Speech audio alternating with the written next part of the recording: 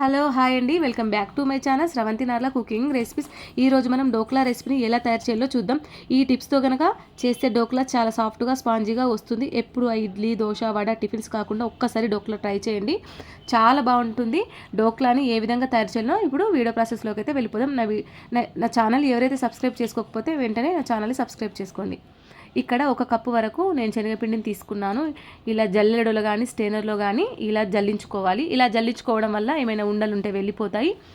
ఇలా జల్లించుకోవడం వల్ల డోక్లా అనేది చాలా ఫల్ఫీగా స్పాంజీగా వస్తుంది. ఇక్కడ 1 స్పూన్ వరకు సన్నప్రభ బాంబే రవ్వ, అలాగే 1 పచ్చిమిర్చి సన్న కట్ చేసిన పచ్చిమిర్చి, 1 spoon salt, 1 spoon sugar, 1/2 spoon పసుపు, 1 స్పూన్ వంట నూనె, 1 స్పూన్ లెమన్ జ్యూస్.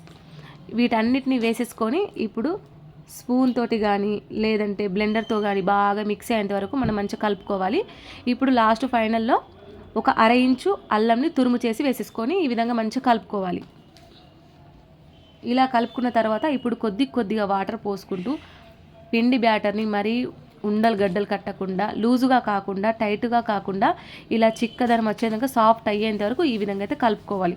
పిండి బ్యాటర్ మరీ లూజుగా టైట్గా ఉండద్దు, ఈ వీడియోలో చూసిన విధంగా ఉండాలి, అయితేనే పర్ఫెక్ట్ డోక్లా వస్తుంది. ఇప్పుడు మూత పెట్టేసి ఒక 15 నిమిషాల వరకు పిండిని పక్కన పెట్టేసేయాలి. ఇప్పుడు మరొక బౌల్లో ఇలా బ్రష్ తోటి ఈ బౌల్కి ఆయిల్ అప్లై చేసి బౌల్ని కూడా పక్కన పెట్టేసేయాలి. ఇప్పుడు స్టవ్ ఆన్ చేసి ఒక పెద్ద గిన్నె కానీ కడాయి కానీ తీసుకొని ఇప్పుడు అందులో ఒక 500 గ్రామ్స్ వాటర్ అయితే పోసేసి మూత పెట్టేసేయాలి. వాటర్ మరుగుతున్నంతసేపు ఇప్పుడు 15 నిమిషాల తర్వాత ఈ పిండిని తీసేసి మరొకసారి కలుపుకున్న తర్వాత ఇందులో ఒక 1/2 స్పూన్ వంట సోడా, 1 స్పూన్ బేకింగ్ పౌడర్ వేసేసి స్పూన్ తోటి నాన్ స్టాప్గా ఒక 5 నిమిషాలు తిప్పుతూనే ఉండాలి. మీరు స్పూన్ తోటి ఏ వైపు అయితే తిప్పుతున్నారో అదే వైపు అయితే తిప్పాలి. ఇలా తిప్పడం వల్ల అందులో ఎయిర్ బబుల్స్ అనేటివి వస్తాయి. పిండి అనేది పై వరకు చాలా మంచిగా పొంగుతుంది, మీరు గమనించండి. అలాగే నాన్ స్టాప్గా 5 నిమిషాలు తిప్పడం వల్ల పిండి సాఫ్ట్గా స్పాంజీగా ఎయిర్ బబుల్స్ అనేటివి వచ్చేస్తాయి. ఇలా చేయడం వల్ల డోక్లా చాలా సాఫ్ట్గా వస్తుంది. చూడండి, ఎయిర్ బబుల్స్ అనేటివి వచ్చేసాయి. ఇప్పుడు మనం ఈ బ్యాటర్ని ఆ బౌల్లోకి తీసేసుకోవాలి. ఆయిల్ రాసిన బౌల్లోకి తీసేసుకొని ఒకసారి ట్యాప్ చేసేసుకొని మనం ఇప్పుడు ఈ కడాయిలో వాటర్ హీట్ అయినాయి కదా, ఇందులో ఒక ప్లేట్ కానీ స్టాండ్ కానీ పెట్టేసి ఈ డోక్లా బౌల్ని కూడా పెట్టేసి ఆవిరి బయటికి రాకుండా మూత పెట్టేసి ఒక 15 మినిట్స్ వరకు ఆవిరికి స్టీమ్ చేసేసుకోవాలి. 15 మినిట్స్ తర్వాత మూత తీసి చూస్తే ఇలా నైఫ్ తోటి కానీ ఫోర్క్ స్పూన్ తోటి కానీ గుచ్చి చూస్తే మనకు పదున లేకపోతే డోక్లా పర్ఫెక్ట్గా వచ్చింది. ఒకవేళ నైఫ్కి పిండి గిన వస్తే ఇంకొక 5 నిమిషాల వరకు పిండిని ఆవిరికి స్టీమ్ చేయాలి.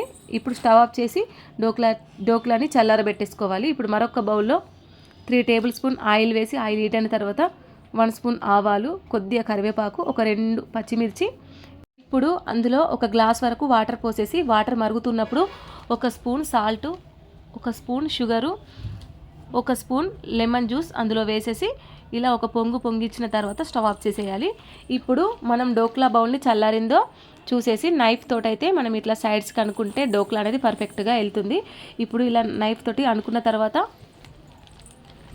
ఇప్పుడు దానిపైన ప్లేట్ బోర్లించి దాన్ని ఇలా రివర్స్లో వేసేసుకోవాలి. ఒకసారి బౌల్లో స్టాప్ చేస్తే ఈజీగా డోక్లా అనేది బయటకు వచ్చేస్తుంది. ఇప్పుడు దీని మీద ప్లేట్ పెట్టేసి సీదా అనుకోవాలి. చూడండి, ఇలా అనుకున్న తర్వాత ఇప్పుడు మనం నైఫ్ తీసుకొని మీకు నచ్చిన షేప్లో డోక్లా పీసెస్ని కట్ చేసుకోవాలి. ఈ విధంగా అన్నీ ఒకే విధంగా డోక్లా పీసెస్ని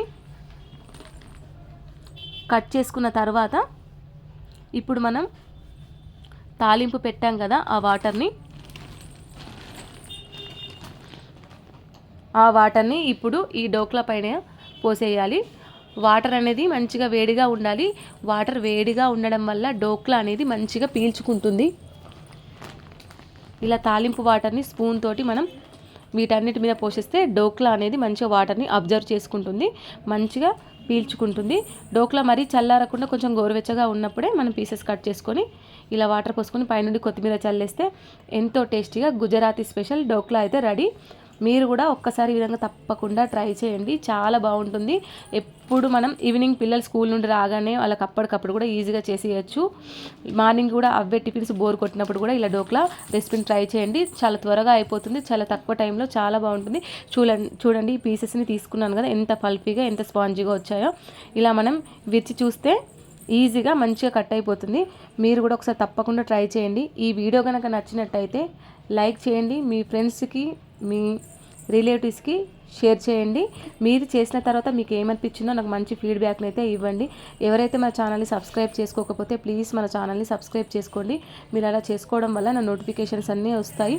నా ఛానల్కి ఒక లైక్ ఇవ్వడం వల్ల నా ముందుకు వెళ్తుంది. బాయ్.